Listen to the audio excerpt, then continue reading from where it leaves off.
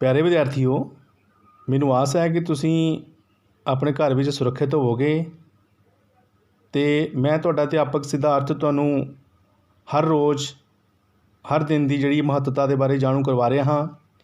पिछले कल मैं तुहानूं विश्व धरती दिवस की महत्ता बारे जानकारी दी सीगी। सो अज बेटे 23 अप्रैल है। अज का दिन साडे लई एक बहुत ही वधिया दिन है जिसका नाम है विश्व पुस्तक दिवस जिहड़ा है। बेटे ये दिन जिहड़ा हर साल 23 अप्रैल नूं विश्व पुस्तक दिवस के तौर पर मनाया जाता है। सो जिस तरह तुहानूं दस्सिया जा रहा है कि पहला विश्व पुस्तक दिवस जिहड़ा है वो 23 अप्रैल 1995 नूं जिहड़ा है वो मनाया गया सीगा। बेटे कोई भी दिन जदों असीं मनाने आ उस तरीक की कोई ना कोई खास गल जरूर होंदी है। सो बेटे अज दे दिन यानी कि 23 अप्रैल नूं इंग्लिश दे महान कवि लेखक नावलकार विलियम शेक्सपीयर का जन्म जिहड़ा है 23 अप्रैल 1564 नूं अज वाले दिन ही होया सीगा। सो उन्हां दी डैथ जिहड़ी है वो भी 23 अप्रैल 1616 नूं अज वाले दिन ही होई सीगी। सो 23 अप्रैल नूं मुੱਖ रखते हुए अज पूरे विश्व दे विच इंटरनैशनल इंग्लिश लैंगुएज डे भी जिहड़ा है वो मनाया जा रहा है। ये दिन उस महान लेखक कविताकार नावलकार कवि नूं जिहड़ा है समर्पित है जिसने इंग्लिश लैंगुएज नूं एक अपनी बहुत बड़ी जिहड़ी है वो देन दिती है। बेटे भारत विच साल 2001 तो इस दिन नूं विश्व पुस्तक दिवस के रूप में मनाउण की जिहड़ी घोषणा की गई सीगी। सो बेटे इस दिन नूं मनाउण का मुख्य मंतव ये हुंदा है कि लोकां विच तुहाडे विच किताबां पढ़न की जिहड़ी रुचि पैदा करना है ते तुहाडे मन विच पुस्तकां लई प्रेम पैदा करना है। दुनिया भर विच ये दिन की हुंदा है अलग अलग ढंग नाल मनाया जाता है। कई इस दिन किताबां पढ़ते हैं, कई इस दिन अपनियां लिखतां जिहड़ियां जो लिखते हैं उन्हां दा प्रकाशन होंदा है। सब बहुत सारे ढंग हैं कि इस दिन नूं मनाउण विच। सो मनाना भी चाहिए है क्योंकि पुस्तकां साडे जीवन का एक अनिखड़ अंग होंदियां हन। पुस्तकां तो बिना असीं अधूरे हाँ। जदों असीं होश संभालते हाँ तो स्कूल पढ़न जाते हाँ तो साडे हत्थ विच पहलां किताब ही पढ़ाई जाती है।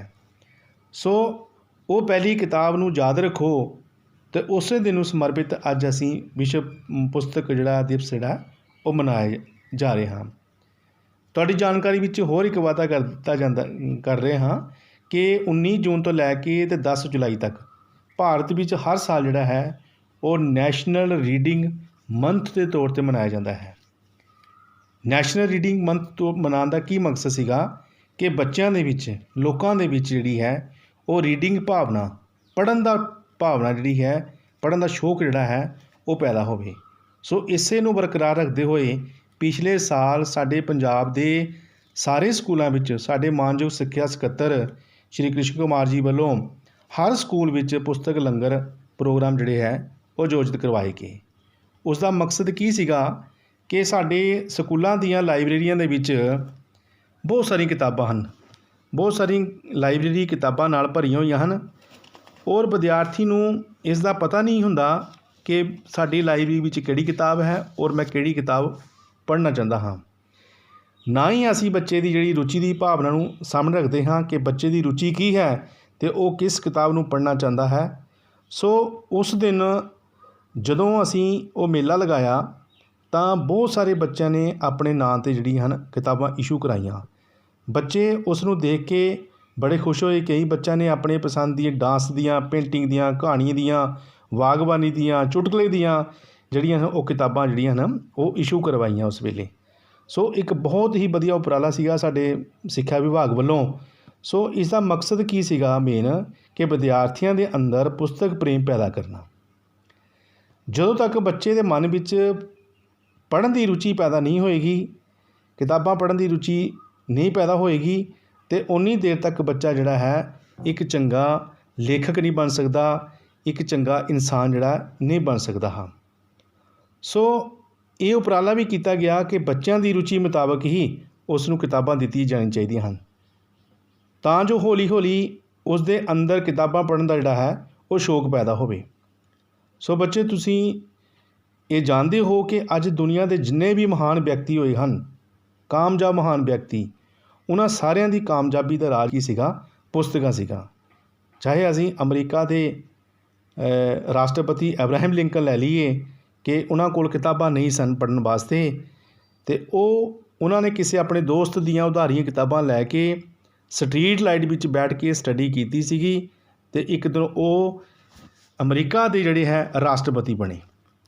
ਸੋ ਇਸੇ ਤਰ੍ਹਾਂ ਦੀਆਂ ਹੋਰ ਕਈ ਤਰ੍ਹਾਂ ਦੀਆਂ ਕਹਾਣੀਆਂ ਹਨ ਜੋ ਸਾਡੇ ਅੰਦਰ ਪੜ੍ਹਨ ਦੀ ਜੋਤ ਜਿਹੜੀ ਹੈ ਪੈਦਾ ਕਰਦੀਆਂ ਹਨ। ਕਿਤਾਬਾਂ ਸਾਨੂੰ ਸਾਡੇ ਅੰਦਰ ਮਹਾਨ ਸ਼ੂਰਬੀਰਾਂ ਦੀ ਜੀਵਨੀਆਂ ਪੜ੍ਹਨ ਲਈ, ਉਹਨਾਂ ਤੋਂ ਪ੍ਰੇਰਨਾ ਲੈਣ ਲਈ ਪ੍ਰੇਰਦੀਆਂ ਹਨ।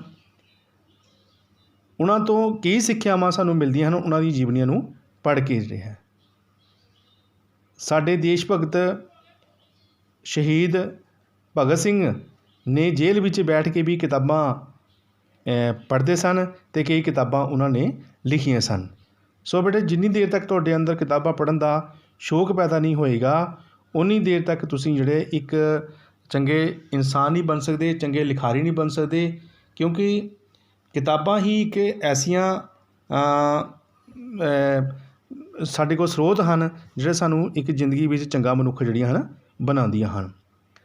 ਸੋ ਸਾਡੇ ਫਰਾਂਸਿਸ ਬੇਕਨ ਜਿਹੜੇ ਕਿ ਇੱਕ ਬਹੁਤ ਹੀ ਜ਼ਿਆਦਾ ਹੋਣਹਾਰ, ਬੁੱਧੀਮਾਨ ਅਤੇ ਅੰਗਰੇਜ਼ੀ ਦੇ ਇੱਕ ਮਹਾਨ ਲੇਖਕ ਹੋਏ ਹਨ। ਉਹਨੂੰ ਆਪਾਂ ਆਧੁਨਿਕ ਅੰਗਰੇਜ਼ੀ ਦੇ ਵਾਰਤਕ ਦੇ ਮੋਢੀ ਵੀ ਵਜੋਂ ਵੀ ਜਾਣਿਆ ਜਾਂਦਾ ਹੈ। ਉਹ ਇੱਕ ਬਹੁਤ ਹੀ ਜ਼ਿਆਦਾ ਲਿਖਣ ਵਾਲੇ ਲਿਖਾਰੀ ਸਨ, ਅਤੇ ਉਹਨਾਂ ਨੇ ਆਪਣੀਆਂ ਜਿੰਨੀਆਂ ਵੀ ਲਿਖਤਾਂ ਲਿਖੀਆਂ ਉਹਨਾਂ ਨੂੰ ਨੈਤਿਕ ਗੁਣਾਂ ਨਾਲ ਸੰਬੰਧਿਤ ਸਨ, ਜਾਂ ਸਰਕਾਰ ਜਾਂ ਰਾਜ ਨਾਲ ਸੰਬੰਧਿਤ ਜਿਹੜੀਆਂ ਹਨ ਉਹ ਰੱਖਦੀਆਂ ਸਨ। ਉਹਨਾਂ ਦਾ ਇਹ ਕਹਿਣਾ ਹੈ ਕਿ ਜਿਹੜੀਆਂ ਕਿਤਾਬਾਂ ਹਨ, ਜਿਹੜਾ ਬੰਦਾ ਪੜ੍ਹਨ ਦਾ ਸ਼ੌਕ ਰੱਖਦਾ ਹੈ, ਅਧਿਐਨ ਕਰਦਾ ਹੈ, ਉਹ ਸਾਡੀਆਂ ਕਿਤਾਬਾਂ ਪੁਸਤਕਾਂ ਸਾਨੂੰ ਬੜਾ ਲਾਭ ਦਿੰਦੀਆਂ ਹਨ, ਸਾਡਾ ਮਨੋਰੰਜਨ ਕਰਦੀਆਂ ਹਨ, ਸਾਡੇ ਵਾਰਤਾਲਾਪ ਨੂੰ ਸਿਸ਼ਟ ਅਤੇ ਸੁੰਦਰ ਬਣਾਉਂਦੀਆਂ ਹਨ। ਅਧਿਐਨ ਦੇ ਵਿੱਚ ਜ਼ਿਆਦਾ ਸਮਾਂ ਬਿਤਾਉਣ ਦੇ ਨਾਲ ਕਈ ਵਾਰੀ ਭਾਵੇਂ ਬੰਦਾ ਸੁਸਤ ਬਣ ਜਾਂਦਾ ਹੈ, ਲੇਕਿਨ ਹਰੇਕ ਵਿਅਕਤੀ ਹਰੇਕ ਚੀਜ਼ ਨੂੰ ਕਿਤਾਬੀ ਗਿਆਨ ਦੇ ਅਨੁਸਾਰ ਪਰਖਣਾ ਵੀ ਕੋਈ ਜਿਹੜੀ ਹੈ ਚੰਗੀ ਗੱਲ ਨਹੀਂ ਹੁੰਦੀ। ਉਹਨਾਂ ਦਾ ਕਹਿਣਾ ਹੈ ਕਿ ਜਿਹੜੇ ਲੋਕ ਰੀਡਿੰਗ ਤੋਂ, ਅਧਿਐਨ ਕਰਨ ਤੋਂ ਨਫ਼ਰਤ ਕਰਦੇ ਹਨ, ਉਹ ਦੁਸ਼ਟ ਲੋਕ ਹੁੰਦੇ ਹਨ। ਉਹ ਸੋਚਦੇ ਹਨ ਕਿ ਦੁਸ਼ਟਤਾ ਹੀ ਉਹਨਾਂ ਵਾਸਤੇ ਕਾਫੀ ਰਹੇਗੀ। ਇੱਕ ਸਧਾਰਨ ਲੋਕ ਕੀ ਕਰਦੇ ਆ? ਪੁਸਤਕਾਂ ਦੀ ਪ੍ਰਸ਼ੰਸਾ ਕਰਦੇ ਹਨ, ਉਹ ਉਹਨਾਂ ਨੂੰ ਸ਼ਲਾਘਾ ਅਤੇ ਹੈਰਾਨੀ ਨਾਲ ਵੇਖਦੇ ਹਨ। ਪਰ ਜਿਹੜੇ ਸਿਆਣੇ ਲੋਕ ਹੁੰਦੇ ਹਨ ਉਹ ਕਿਤਾਬਾਂ ਦਾ ਫਾਇਦਾ ਉਠਾਉਂਦੇ ਹਨ। ਪਰੰਤੂ ਇੱਕ ਵਿਅਕਤੀ ਦੇ ਪੁਸਤਕਾਂ ਅਧਿਐਨ ਦੇ ਸਪਸ਼ਟ ਉਦੇਸ਼ ਜਿਹੜੇ ਹੈ ਉਹ ਹੋਣੇ ਚਾਹੀਦੇ ਹਨ। ਕਿਤਾਬੀ ਜਿਹੜਾ ਗਿਆਨ ਹੈ ਦਾ ਇਸਤੇਮਾਲ ਸਾਨੂੰ ਕੀ ਹੈ ਕਿ ਦੂਜਿਆਂ ਦੀ ਗੱਲ ਕੱਟਣ ਜਾਂ ਨਿੰਦਾ ਕਰਨ ਲਈ ਨਹੀਂ ਹੋਣਾ ਚਾਹੀਦਾ। ਸਾਡਾ ਪੁਸਤਕਾਂ ਵਿੱਚ ਅੰਧ ਵਿਸ਼ਵਾਸ ਨਹੀਂ ਹੋਣਾ ਚਾਹੀਦਾ। ਸਾਨੂੰ ਆਪਣੀ ਪਰਖ ਨੂੰ ਰੋਕ ਕੇ ਉਹਨਾਂ ਸਾਰੀਆਂ ਗੱਲਾਂ 'ਤੇ ਵਿਸ਼ਵਾਸ ਨਹੀਂ ਕਰ ਲੈਣਾ ਚਾਹੀਦਾ ਜੋ ਪੁਸਤਕਾਂ ਵਿੱਚ ਲਿਖੀਆਂ ਹੁੰਦੀਆਂ ਹਨ। ਅਸਲ ਵਿੱਚ ਜਿਹੜੀ ਸਾਡਾ ਸਟੱਡੀ ਹੈ ਉਸ ਦਾ ਉਦੇਸ਼ ਗਿਆਨ ਪ੍ਰਾਪਤੀ ਹੈ, ਸਾਡੇ ਅੰਦਰ ਮਨੁੱਖ ਅਤੇ ਸਮਾਜ ਦੇ ਕਾਰਜਾਂ ਪ੍ਰਾਪਤੀ ਹੈ, ਦੇ ਮਹੱਤਵਾਂ ਨੂੰ ਪਰਖਣ ਦੀ ਜਿਹੜੀ ਹੈ ਉਹ ਸਿਆਣਪ ਹੋਣੀ ਚਾਹੀਦੀ ਹੈ। ਮਹਾਨ ਸਾਡੇ ਬੇਕਨ ਲਿਖਦੇ ਹਨ ਕਿ ਸੰਸਾਰ ਵਿੱਚ ਪੁਸਤਕਾਂ ਹੀ ਪੁਸਤਕਾਂ ਹਨ। ਚੰਗੀਆਂ ਪੁਸਤਕਾਂ ਵੀ ਹੁੰਦੀਆਂ ਹਨ ਅਤੇ ਮਾੜੀਆਂ ਪੁਸਤਕਾਂ ਹੁੰਦੀਆਂ ਹਨ। ਚੰਗੀਆਂ ਪੁਸਤਕਾਂ ਸਾਨੂੰ ਇੱਕ ਚੰਗਾ ਸੇਧ ਦਿੰਦੀਆਂ ਹਨ ਅਤੇ ਮਾੜੀਆਂ ਪੁਸਤਕਾਂ ਸਾਨੂੰ ਮਾੜੇ ਵਾਲੇ ਪਾਸੇ ਜਿਹੜੀਆਂ ਹਨ ਸਾਡੇ ਆਚਰਣ ਨੂੰ ਉਹ ਖਰਾਬ ਕਰਦੇ ਹਨ। ਜਿਹੜੀਆਂ ਉੱਚ ਦਰਜੇ ਦੀ ਪੁਸਤਕਾਂ ਹੁੰਦੀਆਂ ਹਨ ਉਹ ਘਟੀਆ ਦਰਜੇ ਦੀ ਪੁਸਤਕਾਂ ਜਿਹੜੀਆਂ ਨੂੰ ਮਾਤ ਕਰ ਦਿੰਦੀਆਂ ਹਨ। ਪੁਸਤਕਾਂ ਜਿਹੜੀਆਂ ਹੁੰਦੀਆਂ ਹਨ ਉੱਪਰ ਸਮਾਂ ਉਹਨਾਂ ਦੇ ਗੁਣ ਦੇ ਅਨੁਸਾਰ ਹੀ ਖਰਚ ਕਰਨਾ ਚਾਹੀਦਾ। ਸਾਨੂੰ ਹਮੇਸ਼ਾ ਚੰਗੀਆਂ ਕਿਤਾਬਾਂ ਹੀ ਪੜ੍ਹਨੀਆਂ ਚਾਹੀਦੀਆਂ ਹਨ, ਮਾੜੀ ਕਿਤਾਬਾਂ ਨਹੀਂ ਪੜ੍ਹਨੀਆਂ ਚਾਹੀਦੀਆਂ। ਹੁਣ ਕਿਤਾਬਾਂ ਬੜੀ ਤਰ੍ਹਾਂ ਦੀਆਂ ਹੁੰਦੀਆਂ ਹਨ, ਅਸੀਂ ਸਾਰਿਆਂ ਨੂੰ ਨਹੀਂ ਪੜ੍ਹ ਸਕਦੇ। ਉਹਨਾਂ ਦਾ ਕਹਿਣਾ ਹੈ, ਬੜੇ ਸੋਹਣੇ ਤਰੀਕੇ ਨਾਲ ਉਹਨਾਂ ਕਿਹਾ ਹੈ ਵੀ ਕੁਝ ਕਿਤਾਬਾਂ ਦਾ ਸਵਾਦ ਚੱਖਣਾ ਚਾਹੀਦਾ ਹੈ, ਕੁਝ ਨੂੰ ਨਿਗਲਣਾ ਚਾਹੀਦਾ ਹੈ ਅਤੇ ਕੁਝ ਥੋੜ੍ਹੀਆਂ ਜਿਹੀਆਂ ਅਜਿਹੀਆਂ ਪੁਸਤਕਾਂ ਅਜਿਹੀਆਂ ਹਨ ਜਿਨ੍ਹਾਂ ਨੂੰ ਚਬਾਉਣ ਅਤੇ ਹਜ਼ਮ ਕਰਨਾ ਚਾਹੀਦਾ ਹੈ। ਇਸ ਦਾ ਮਤਲਬ ਇਹ ਹੈ ਕਿ ਕੁਝ ਪੁਸਤਕਾਂ ਨੂੰ ਹਿੱਸਿਆਂ ਵਿੱਚ ਪੜ੍ਹਨਾ ਚਾਹੀਦਾ ਹੈ, ਉਹ ਹਿੱਸਿਆਂ ਵਿੱਚ ਹੀ ਚੰਗੀਆਂ ਹੁੰਦੀਆਂ ਹਨ।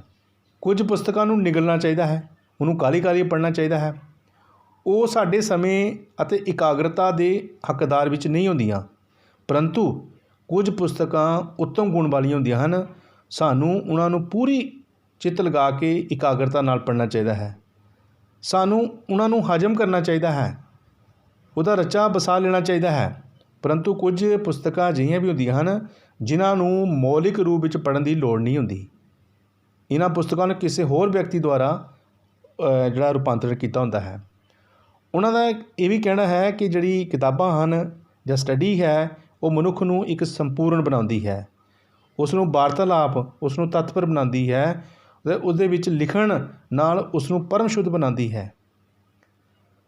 ਭਾਵ ਉਹਨਾਂ ਦਾ ਅਰਥ ਇਹ ਸੀਗਾ ਕਿ ਜਿਹੜੀ ਰੀਡਿੰਗ ਹੈ ਮਨੁੱਖ ਦੀ ਮਾਨਸਿਕ ਯੋਗਤਾਵਾਂ ਦਾ ਵਿਕਾਸ ਕਰਦੀ ਹੈ। ਸਾਡੀ ਵਾਰਤਾਲਾਪ ਅਤੇ ਵਾਦ ਵਿਵਾਦ ਨੂੰ ਉਹ ਹਾਜ਼ਰ ਜਵਾਬ ਬਣਾ ਦਿੰਦੇ ਹਨ। ਲਿਖਣਾ ਉਸ ਨੂੰ ਸ਼ੁੱਧ ਬਣਾ ਦਿੰਦੇ ਹਨ ਅਤੇ ਸ਼ੁੱਧ ਤੱਥ ਅਤੇ ਅੰਕੜੇ ਉਹ ਹੀ ਲਿਖ ਸਕਦੇ ਹਨ। ਹੁਣ ਹਰ ਸਬਜੈਕਟ ਅਸੀਂ ਜੋ ਪੜ੍ਹਦੇ ਹਾਂ, ਜੋ ਵੀ ਕਿਤਾਬ ਅਸੀਂ ਪੜ੍ਹਦੇ ਹਾਂ, ਉਸ ਦਾ ਸਾਡੇ ਦਿਮਾਗ ਦੇ ਉੱਪਰ ਬੜਾ ਡੂੰਘਾ ਪ੍ਰਭਾਵ ਪੈਂਦਾ ਹੈ। ਜੇ ਅਸੀਂ ਇਤਿਹਾਸ ਪੜ੍ਹਦੇ ਹਾਂ ਅਤੇ ਇਤਿਹਾਸ ਦੇ ਵਿੱਚ ਆਪਣੇ ਇਤਿਹਾਸ ਨੂੰ ਅਸੀਂ ਨਜ਼ਰ ਮਾਰਦੇ ਹਾਂ, ਅੱਜ ਕੱਲ੍ਹ ਰਾਮਾਇਣ ਔਰ ਮਹਾਭਾਰਤ ਸਾਡੇ ਨੈਸ਼ਨਲ ਚੈਨਲ 'ਤੇ ਆ ਰਹੇ ਹਨ। ਜੇਕਰ ਅਸੀਂ ਉਹ ਇਤਿਹਾਸ ਨੂੰ ਦੇਖਦੇ ਹਾਂ ਅਤੇ ਸਾਡੇ ਮਨ ਦੇ ਵਿੱਚ ਜਿਹੜੀ ਹਨ ਉਹ ਸਾਨੂੰ ਕੀ ਹੈ, ਸਮਝਦਾਰ ਬਣਾਉਂਦੇ ਹਨ ਕਿ ਅਸੀਂ ਆਪਣੇ ਗੁਰੂਆਂ ਦੀ ਕਿਸ ਤਰ੍ਹਾਂ ਰਿਸਪੈਕਟ ਕਰਨੀ ਹੈ, ਆਪਣੇ ਮਾਤਾ ਪਿਤਾ ਦੀ ਕਿਸ ਤਰ੍ਹਾਂ ਰਿਸਪੈਕਟ ਕਰਨੀ ਹੈ, ਅਸੀਂ ਸਮਾਜ ਵਿੱਚ ਕਿਸ ਤਰ੍ਹਾਂ ਰਹਿਣਾ ਹੈ, ਇੱਕ ਰਾਜੇ ਦੇ ਕੀ ਫਰਜ਼ ਹੁੰਦੇ ਹਨ, ਪ੍ਰਜਾ ਦੇ ਕੀ ਫਰਜ਼ ਹੁੰਦੇ ਹਨ, ਇੱਕ ਦੋਸਤ ਦੇ ਕੀ ਫਰਜ਼ ਹਨ, ਉਹ ਸਾਰਾ ਸਾਨੂੰ ਇਤਿਹਾਸ ਦੱਸਦਾ ਹੈ। ਇਸ ਤਰ੍ਹਾਂ ਸਾਡਾ ਮੈਥ ਜਿਹੜਾ ਹੁੰਦਾ ਹੈ ਉਹ ਸਾਨੂੰ ਕੀ ਕਰਦਾ, ਇੱਕ ਚਤੁਰ ਬਣਾਉਂਦਾ ਹੈ, ਸੂਖਮ ਬਣਾਉਂਦਾ ਹੈ। ਅਤੇ ਜਿਹੜੀ ਸਾਡੀ ਦਾਰਸ਼ਨਿਕ ਹੈ ਉਹ ਸਾਨੂੰ ਇੱਕ ਸ਼ਾਂਤ ਅਤੇ ਗੰਭੀਰ ਬਣਾਉਂਦੀ ਹੈ। ਸੋ ਬੇਟੇ ਹਰ ਕਿਤਾਬ ਪੜ੍ਹਨ ਦਾ ਕੋਈ ਨਾ ਕੋਈ ਜਿਹੜਾ ਹੈ ਉਹ ਫਾਇਦਾ ਹੈ। ਉਸ ਦਾ ਫਾਇਦਾ ਤੁਹਾਨੂੰ ਹੁਣ ਨਹੀਂ ਮਿਲੇਗਾ, ਲੇਕਿਨ ਆਉਣ ਵਾਲੇ ਸਮੇਂ ਦੇ ਵਿੱਚ ਜੋ ਤੁਸੀਂ ਕਿਤਾਬ 'ਚ ਪੜ੍ਹਿਆ, ਜੋ ਕਹਾਣੀ ਪੜ੍ਹੀ ਹੈ, ਉਸ ਦਾ ਅਸਰ ਤੁਹਾਡੇ ਉੱਤੇ ਜ਼ਰੂਰ ਪੜਨਾ ਚਾਹੀਦਾ ਹੈ। ਸੋ ਅੱਜ ਦੇ ਦਿਨ ਦੇ ਉੱਤੇ ਮੈਂ ਤੁਹਾਨੂੰ ਇਹੀ ਕਹਾਂਗਾ ਕਿ ਤੁਹਾਨੂੰ ਵੱਧ ਤੋਂ ਵੱਧ ਸਮਾਂ ਜਿਹੜਾ ਹੈ ਉਹ ਆਪਣੀ ਕਿਤਾਬਾਂ ਦੇ ਵਿੱਚ ਜਿਹੜਾ ਹੈ ਉਹ ਲਗਾਉਣਾ ਚਾਹੀਦਾ ਹੈ। ਹੁਣ ਤੁਸੀਂ ਸੋਚਦੇ ਹੋਵੋਗੇ ਕਿ ਸਿਲੇਬਸ ਤੇ ਸਾਡਾ ਇੰਨਾ ਜ਼ਿਆਦਾ ਹੈ, ਅਸੀਂ ਬਾਕੀ ਕਿਤਾਬਾਂ ਕਦੋਂ ਪੜ੍ਹਨੀਆਂ ਹਨ। ਬਟ ਸਿਲੇਬਸ ਤੋਂ ਇਲਾਵਾ ਅਗਰ ਤੁਹਾਨੂੰ ਕੋਈ ਕਹਾਣੀ ਕਿਤਾਬ ਮਿਲ ਜਾਂਦੀ ਹੈ, ਕੋਈ ਵਾਰਤਾਕਾਰ ਮਿਲ ਜਾਂਦੀ ਹੈ ਜਾਂ ਕੋਈ ਹੋਰ ਮਿਲ ਜਾਂਦੀ ਹੈ, ਉਹ ਤੁਹਾਨੂੰ ਜਿਹੜੀ ਹੈ ਇਹ ਤੁਹਾਡੇ ਜੀਵਨ ਨੂੰ ਚੰਗਾ ਬਣਾਉਂਦੀ ਹੈ। ਆਪਣੇ ਸਿਲੇਬਸ ਦੇ ਨਾਲ ਨਾਲ ਹੋਰ ਕਿਤਾਬਾਂ ਵੀ ਜਿਹੜੀਆਂ ਤੁਹਾਨੂੰ ਇਸ਼ੂ ਕਰਾਉਣੀਆਂ ਚਾਹੀਦੀਆਂ ਹਨ ਆਪਣੀ ਲਾਇਬ੍ਰੇਰੀ ਦੇ ਵਿੱਚੋਂ, ਉਹਨਾਂ ਨੂੰ ਪੜ੍ਹਨਾ ਚਾਹੀਦਾ ਹੈ। ਸੋ ਅੱਜ ਕੱਲ੍ਹ ਇਹ ਵੀ ਦੇਖਿਆ ਗਿਆ ਹੈ ਕਿ ਤੁਹਾਡੇ ਵਿੱਚ ਜਿਹੜਾ ਹੈ ਮੋਬਾਈਲ ਦਾ ਟਰੈਂਡ ਬਹੁਤ ਜ਼ਿਆਦਾ ਹੈ ਅਤੇ ਅਸੀਂ ਜਿਸ ਤਰ੍ਹਾਂ ਦਾ ਸਾਡਾ ਅੱਜ ਸਿਸਟਮ ਹੋ ਗਿਆ, ਅੱਜ ਅਸੀਂ ਉਸ ਚੀਜ਼ ਨੂੰ ਲਾਹੇਵੰਦ ਵੀ ਸਮਝ ਰਹੇ ਹਾਂ ਕਿ ਅੱਜ ਮੋਬਾਈਲ ਜਿਹੜੀ ਔਨਲਾਈਨ ਸਟੱਡੀ ਸਾਡੀ ਹੈ ਉਹ ਸਾਡੇ ਸੋਸ਼ਲ ਮੀਡੀਆ ਦੇ ਰਾਹੀਂ ਸਾਡੇ ਮੋਬਾਈਲ ਹੀ ਉਸ ਨੂੰ ਕਾਮਯਾਬ ਅੱਜ ਕਰ ਰਹੇ ਹਨ। ਔਰ ਅਸੀਂ ਬੱਚਿਆਂ ਦੇ ਗਰੁੱਪ ਦੇ ਵਿੱਚ ਉਹ ਆਪਣੀ ਔਨਲਾਈਨ ਸਟੱਡੀ ਦਾ ਮਟੀਰੀਅਲ ਜਿਹੜਾ ਭੇਜ ਰਹੇ ਹਾਂ। ਸੋ ਬੇਟੇ ਉਹ ਵੀ ਤੁਸੀਂ ਪੜ੍ਹਨਾ ਹੈ, ਲੇਕਿਨ ਜੋ ਕਿਤਾਬ ਨੂੰ ਪੜ੍ਹ ਕੇ ਤੁਹਾਨੂੰ ਸੰਤੁਸ਼ਟੀ ਮਿਲਦੀ ਹੈ, ਸਾਹਮਣੇ ਦੇਖ ਕੇ ਜੋ ਮਜ਼ਾ ਆਉਂਦਾ ਹੈ, ਉਹ ਮੋਬਾਈਲ ਦੇ ਵਿੱਚੋਂ ਸ਼ਾਇਦ ਉਨਾ ਜ਼ਿਆਦਾ ਅਸੀਂ ਮਜ਼ਾ ਨਹੀਂ ਲੈ ਸਕਦੇ ਜਿੰਨਾ ਅਸੀਂ ਆਪਣੇ ਹੱਥ ਵਿੱਚ ਕਿਤਾਬ ਫੜ ਕੇ ਜਿਹੜਾ ਹੈ ਉਹ ਲੈਂਦੇ ਹਾਂ। ਸੋ ਅੱਜ ਦੇ ਦਿਨ ਨੂੰ ਸਾਨੂੰ ਸਾਰਿਆਂ ਨੂੰ ਇਹੀ ਪ੍ਰਣ ਲੈਣਾ ਚਾਹੀਦਾ ਹੈ ਕਿ ਸਾਨੂੰ ਆਪਣੀ ਜ਼ਿੰਦਗੀ ਦੇ ਇੱਕ ਚੰਗੇ ਨਾਗਰਿਕ ਬਣਨ ਲਈ, ਆਪਣੀ ਜ਼ਿੰਦਗੀ ਵਿੱਚ ਚੰਗੇ ਕਾਮਯਾਬ ਹੋਣ ਲਈ ਸਾਨੂੰ ਮਹਾਂਪੁਰਖਾਂ ਦੀ ਕਿਤਾਬਾਂ ਪੜ੍ਹਨੀਆਂ ਚਾਹੀਦੀਆਂ ਹਨ। ਸਾਨੂੰ ਪੁਸਤਕਾਂ ਨੂੰ ਪੜ੍ਹਨਾ ਚਾਹੀਦਾ ਹੈ ਅਤੇ ਉਹਨਾਂ ਤੋਂ ਸਿੱਖਿਆ ਲੈਣੀ ਚਾਹੀਦੀ ਹੈ ਤਾਂ ਕਿ ਅਸੀਂ ਆਉਣ ਵਾਲੇ ਸਮਾਜ ਵਿੱਚ ਇੱਕ ਚੰਗੇ ਨਾਗਰਿਕ ਬਣ ਸਕੀਏ ਅਤੇ ਸਮਾਜ ਲਈ ਜਿਹੜਾ ਹੈ ਕੁਝ ਨਾ ਕੁਝ ਆਪਣੇ ਫਰਜ਼ ਜਿਹੜੇ ਹੈ ਉਹ ਅਦਾ ਕਰ ਸਕੀਏ। ਧੰਨਵਾਦ। ਜੈ ਹਿੰਦ।